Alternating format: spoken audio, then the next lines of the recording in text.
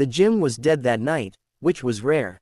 Usually, you couldn't get through a set without someone waiting to snatch your bench, but tonight, just me and Jake. Jake was my gym bro, my go-to spotter, and the only guy the first knew who could crush chest day like it was cardio.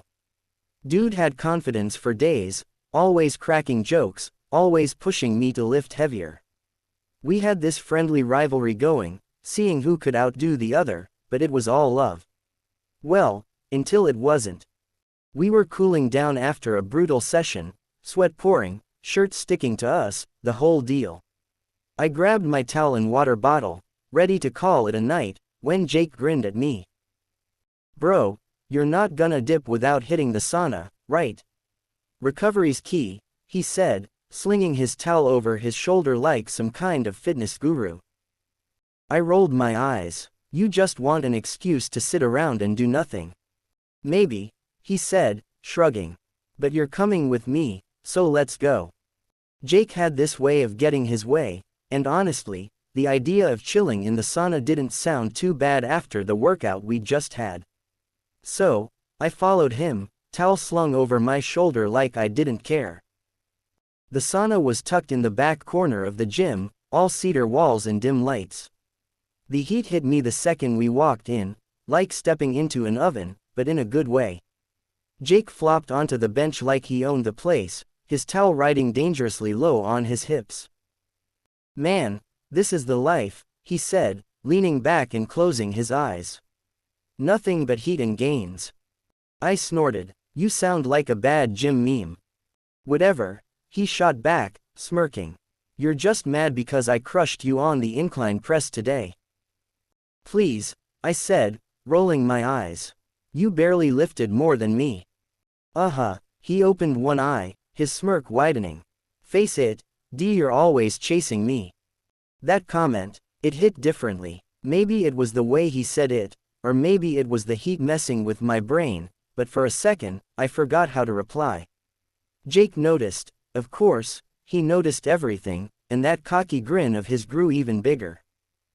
You good, bro? He asked, leaning forward, his elbows on his knees. His tone was teasing, but there was something else in his eyes. Something I couldn't quite pin down. I'm fine, I said quickly, adjusting my towel and looking away. But Jake wasn't letting it go. You sure? He pressed. 'Cause you're acting weird. You're the one acting weird, I shot back, trying to shift the attention off me. Jake laughed, a low, confident sound that made the small space feel even smaller. Yeah, okay, he said, leaning back again. You keep telling yourself that. The thing about Jake, he had this energy that made it impossible to ignore him. Even when he wasn't saying anything, he had a presence that pulled you in. That night, though, it was on a whole other level. He stretched out on the bench, his towel barely holding on, and I couldn't help but notice how comfortable he looked, like he belonged there, like he owned the space. You ever think about how close we've gotten? He asked suddenly, breaking the silence. I blinked. What do you mean?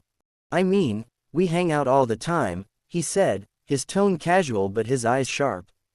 We spot each other, push each other, grab beers after. Feels like more than just gym bros, you know. I laughed, trying to play it off. What? You writing a Hallmark card now? Jake didn't laugh. He just looked at me, his smirk fading into something more serious. I'm being real, man. You don't feel it. Feel what? I asked, my voice coming out more defensive than I'd intended. This, he said, gesturing between us. The vibe. The vibe, I repeated, raising an eyebrow. What vibe? Jake rolled his eyes. Dude, don't play dumb. You know exactly what I'm talking about. Before I could respond, he shifted closer, his knee brushing against mine. My breath hitched, and I hated how obvious it was. Jake noticed, of course, because he notices everything. You're tense, he said, his voice dropping a notch. You gotta relax, D. I am relaxed, I said quickly, but Jake wasn't buying it. Yeah, sure, he said, leaning in just a little more. You're as relaxed as a guy waiting to max out his deadlift. Jake, what are you? Shish, he cut me off, grinning. Just let it happen. And then, he was on his knees in front of me, his hands on my thighs, and my brain short-circuited. I didn't know what to say, what to do. All I could focus on was the heat, both from the sauna and from Jake's hands as they tightened on my legs. Relax, he said again, his voice low and confident. I got you.